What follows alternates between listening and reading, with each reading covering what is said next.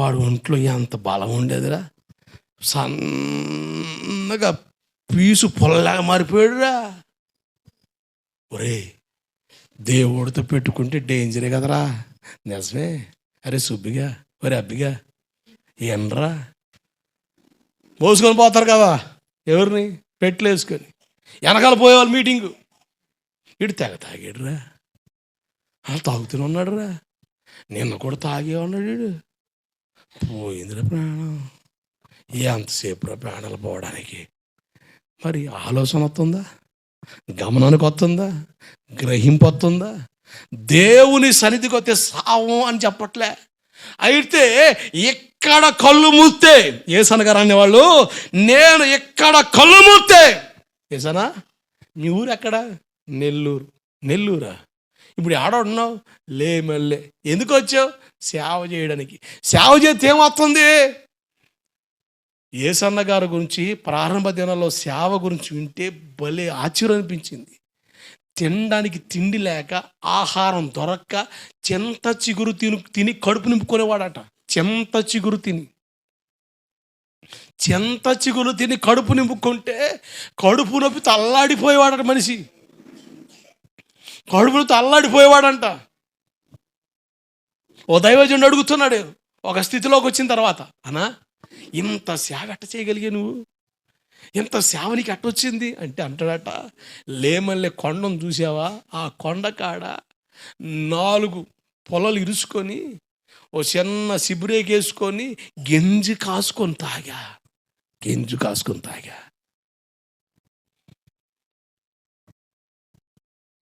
జాగ్రత్తనండి.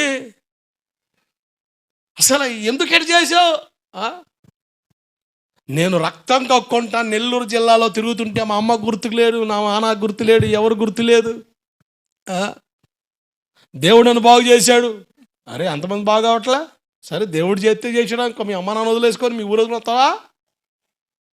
ఆడే ఆడవచ్చుగా అంటే దేవుడు మాట ఏమవుతారా స్వామి అని చెప్తున్నాడు వీడు. ఆడే ఆడవచ్చుగా.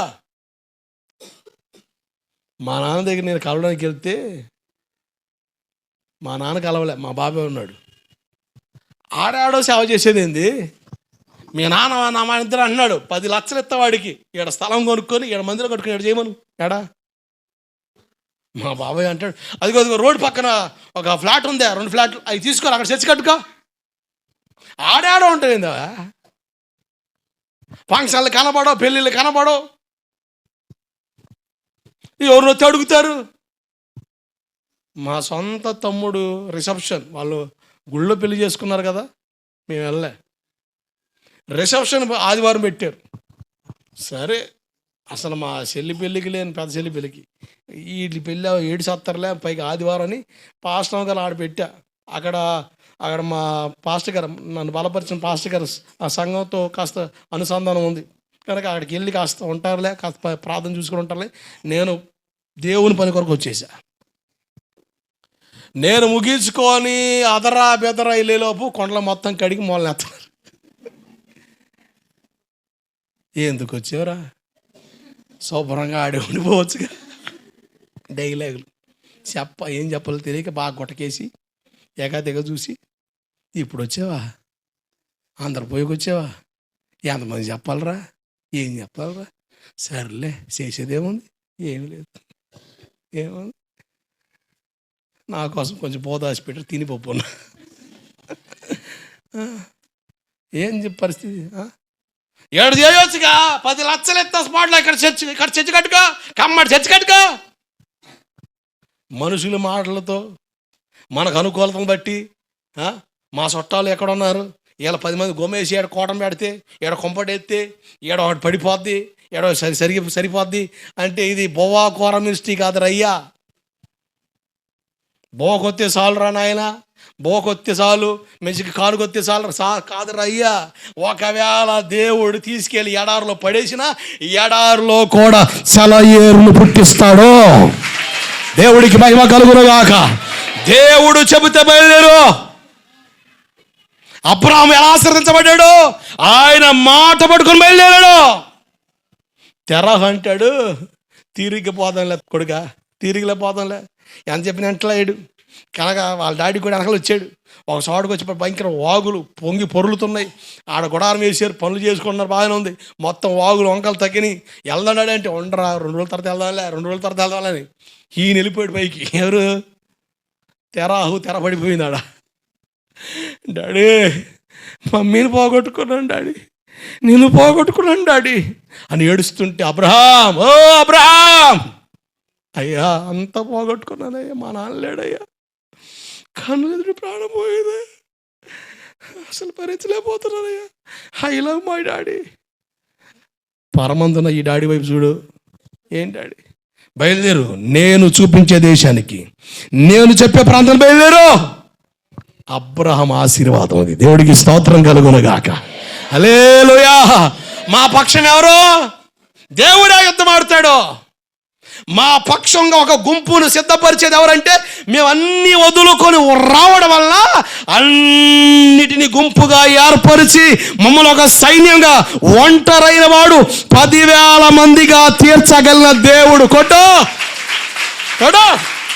కొట్టండియా. స్తోత్ర, దేవుడికి స్తోత్రం కలుగునుగాక. హల్లెలూయా. ఒంటరిగా వచ్చాడు ఆ మనిషి. ఒంటరైన వాడు 10,000 మంది. చింత చిగురు తిని బతికాడు ఆయన. ఎందుకు ఇంత కర్మ? ఏడో చేయాలి, ఆడ చేసుకోవచ్చుగా.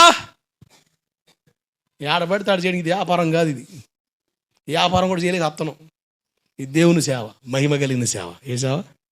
మహిమ కలిగిన సేవ. మన ఐడియాలజీలో పుట్టేది కాదు ఇది. దేవుని మనసులో కలిగింది ఇది. ఆమేన్, ఆమేన్. దేవుని మనసులో పుట్టింది ఇది. దీనికి సూత్రధారి ఎవరైనా? సూత్రం అంటే దేవుడే. ఆధారం అంటే దేవుడే. ఏ దారం అది? ఆధారం. ఏ దారమైనా, ఏ దారైనా, గోదారైనా, ఏ దారైనా ఆయనే. దేవుడికి స్తోత్రం కలుగునుగాక. కొత్తలో ఒక ప్రాంతంలో సేవ చేస్తుంది మా ఏరియాలో. మన సంస్థ పేరు ఏందని అడుగుతున్నారు. ఏంటి? మాలాంటి సంస్థలు ఎక్కువలే, లేని సంస్థలు కూడా ఉంటాయి మా ఏరియాలో. మన సంస్థ ఏదండి? నేను సమస్తం ప్రభు అని చెప్పు. సమస్తం ప్రభు అని చెప్పు. మన సంస్థ ఏం చెబుతాం? మన సంస్థ ఏంది? ప్రభువే సమస్తం అని చెప్పే.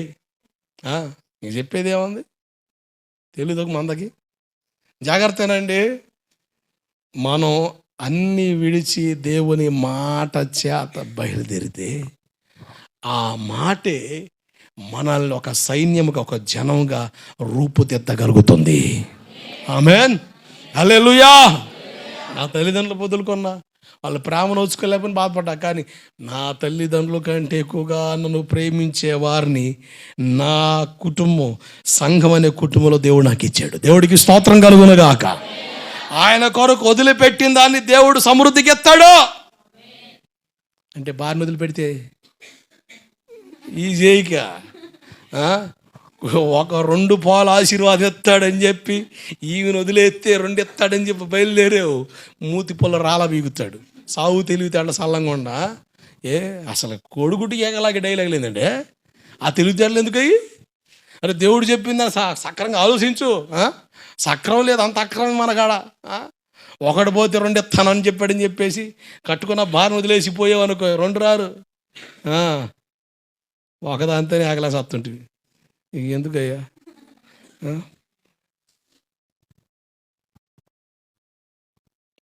మనలో ఉన్న గర్వం చావాలి.